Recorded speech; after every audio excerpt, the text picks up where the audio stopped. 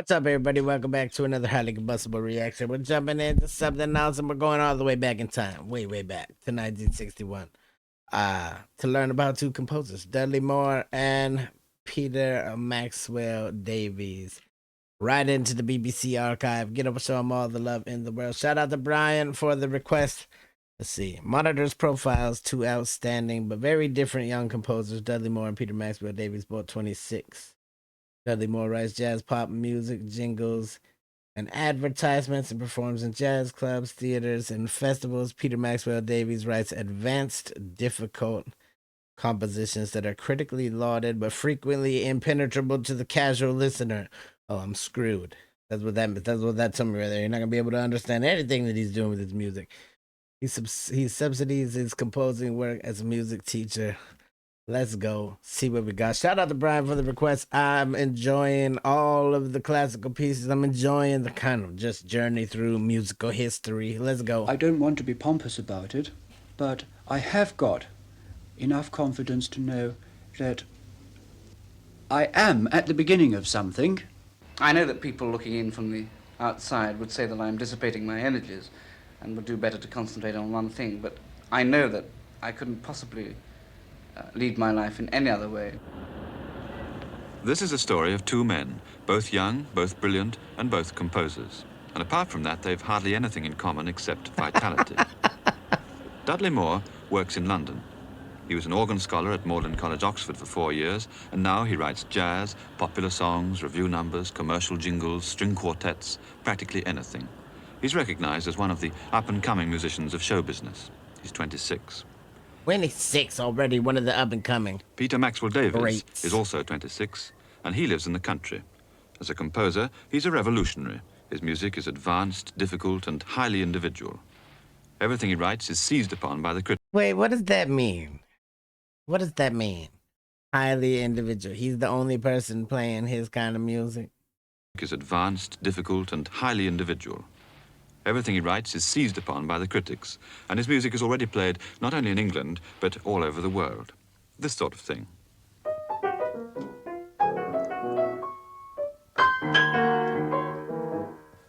Dudley Moore writes music like this. I'm gonna relate to one of these musics more than the other musics.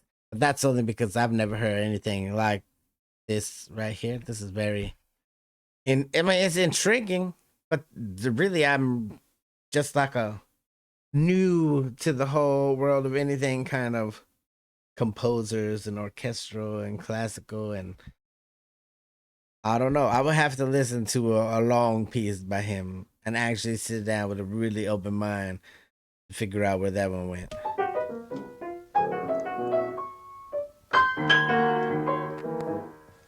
Dudley Moore writes music like this. Music you can dance to?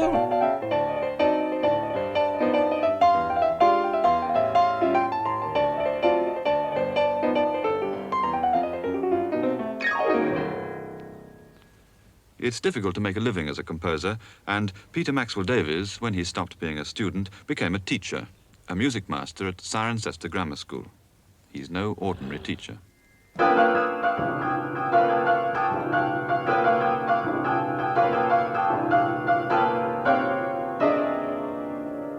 Messiaen's Noel, contrasting absolutely and completely the much more sober prelude which we had of Johann Sebastian Bach.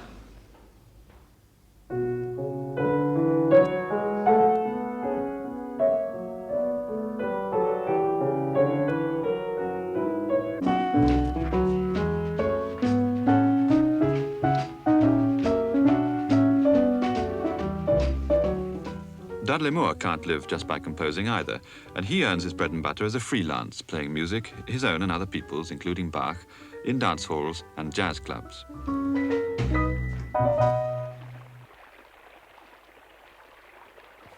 Peter Maxwell Davies has organized his life with fanatical efficiency. This apple loft is his studio. He converted it himself.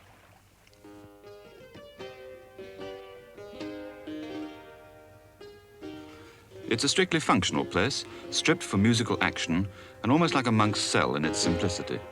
This is the nerve center of his small universe, and he's got twice the nervous energy of most people.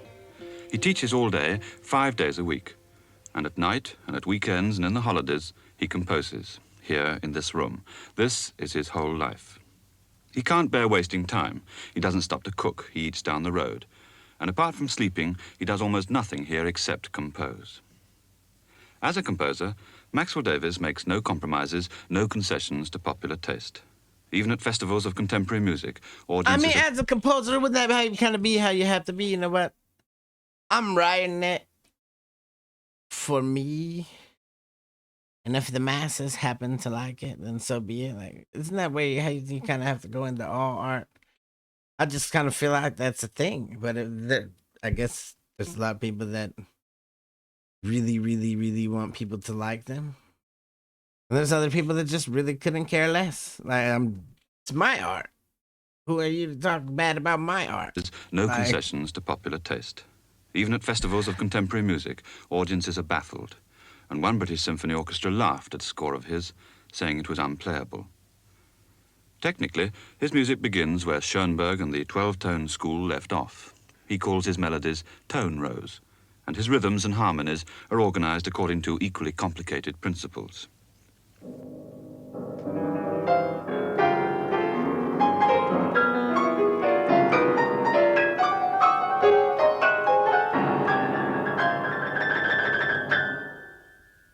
A lot of people have criticized me for writing music in which they find no meaning. I take for granted that what I write has got a meaning. I think a composer should be able to take that for granted, otherwise he should not be in the business at all. What does keep me awake at nights is the method of expression, the technique of composition. This, I think, is the composer's first concern. My mode of thought is often very complex. This piano piece, which I wrote in 1955, is, in the first place, very simple, but later development is more complex.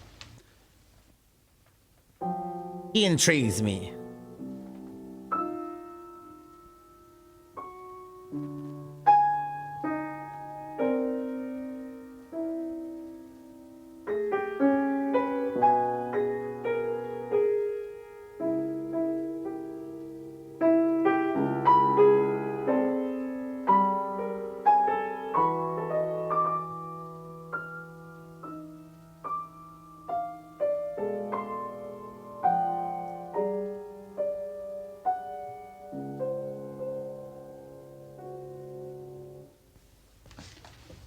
It's the next section of the piece which might cause trouble. I've often been criticized for this sort of music, but as far as I'm concerned, it's all part of the same piece and the logical outcome of the first idea.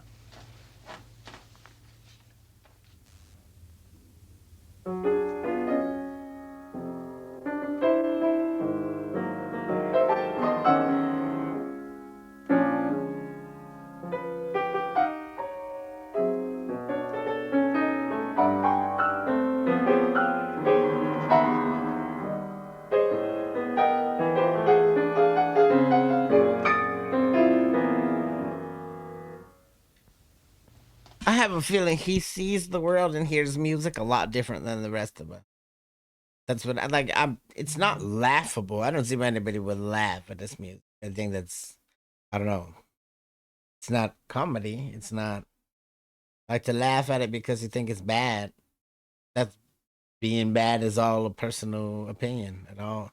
Every piece out there that somebody, that's why we don't do, people say, oh, why don't you do negative reactions? How come we not? Because that's somebody's art. That's somebody's baby. That's somebody out there's favorite song. The song has helped somebody in some way, shape, or form, even if it's the creator alone. Why would I want to do anything negative about that? If there's something that comes up that I just don't like, I just tell someone on the side, hey, not really my thing. Give me another thing from the same artist and we'll try something else. Like, it's not that we don't run into things that aren't good. We definitely had our fair share of not so good things, but who the hell am I?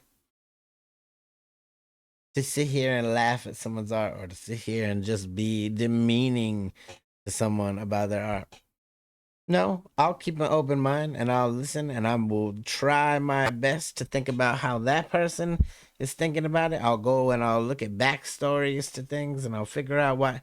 But it's somebody's thing. It's a song that means something to somebody. And just like the same way with these compositions. Hey, even if it's only him that hears what he's supposed to be hearing, maybe it just wasn't for the rest of the world. I know that a lot of people find that disagreeable, but that second idea is all part and parcel of the first idea and is the logical outcome of it. I'm very encouraged by the reception this music gets with a lot of people, particularly with the children at the school, who enjoy it. And it's true, the children of Cirencester do seem to enjoy what he writes for them, though it's equally true that this is simpler than the music which he writes for professional performers.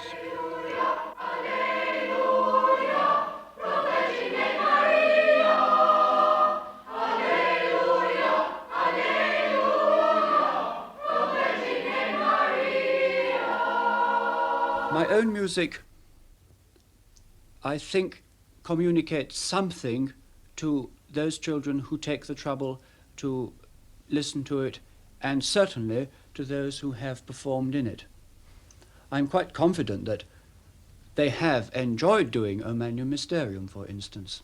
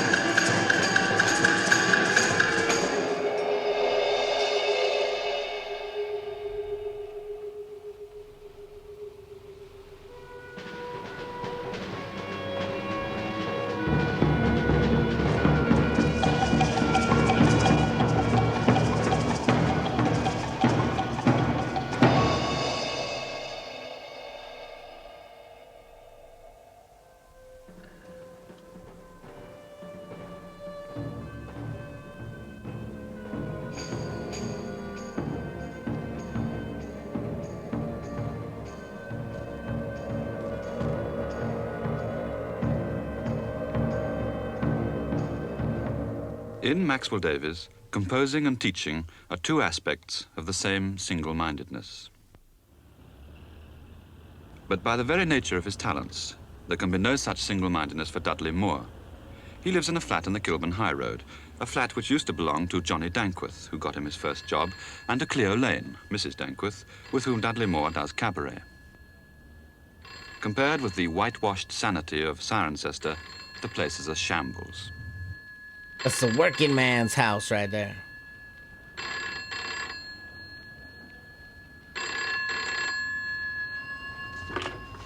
Hello? Yes?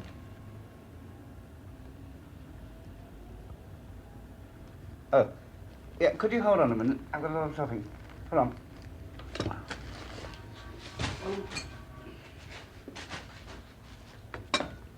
Hello, sorry. 78. Oh no, I'm sorry, I'm doing a concert then. The Festival Hall recital room. That's about 7 o'clock. What time's the cabaret? No, I'm sorry, I don't think I could manage that. But the week after it would be all right for me. Yeah, but in any case, I think it would be better. There's no great concentration here. Maxwell Davies uses every minute of his life, but Dudley Moore's approach is more casual, and so is his music. Instead of composing, building up a movement bar by bar on highly developed principles, he improvises, and on the best authority. Moore turns out pop songs, commercials for soap, or a quartet for strings with equal facility, and improvisation is the starting point for almost everything he does. He publishes very little, and generally works on commission, writing background music for films and incidental music for theatres like the Royal Court in London. She tastes every misfortune from a husband that betrayed her. If you pity her, your highness, after her song is finished, you should reward her handsomely. Very well. I me, woman. Can you sing the Zhou dynasty annals or the tales of the kingdoms? No. Those of the Han, Su, or Tang dynasties? I do not know them. Drive her away! Charles, could you just pause a little on those are the Han, Su, or Tang dynasties to give the snare drum time to come in between. Those are the Han, da-da-da, Su, da-da-da, Tang dynasties. Could you try it from those are the Han? There, right? Maxwell Davies and Dudley Moore are both more than composers. Davies is also a teacher, and Dudley Moore is an entertainer. He works in revue and cabaret, and it's not only his material which is funny, he himself is entertaining. People like that. I'm telling you, they see music everywhere. People like this see music all over the place. And I think it's so cool. Someone can just listen to the noises of the street and the city and somehow form a song out of it in their mind.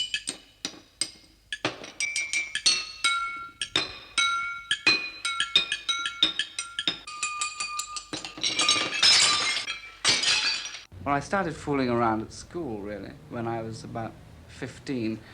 I wasn't very popular at school when I was young, being a very serious boy and very hard-working.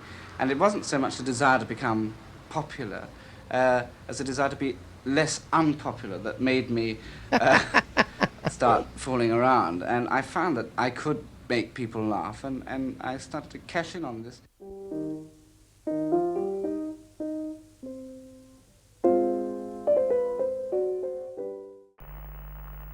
No, I didn't want it to be over yet. I was really intrigued, having a damn fantastic time looking at two. They're both brilliant in their own way. I'll say it that way. Even if we all don't understand what that way is completely, like, it's not laughable. I wouldn't say it's laughable. They're definitely both very intriguing individuals, both very brilliant individuals. Get over so BBC Archive, all the love in the world. Shout out to Brian for the request. Hit the like button if you liked it. The dislike button, but it won't believe you. Tell the next one of my Combustible. You guys be happy, healthy, safe. I love you to the moon and back. Peace.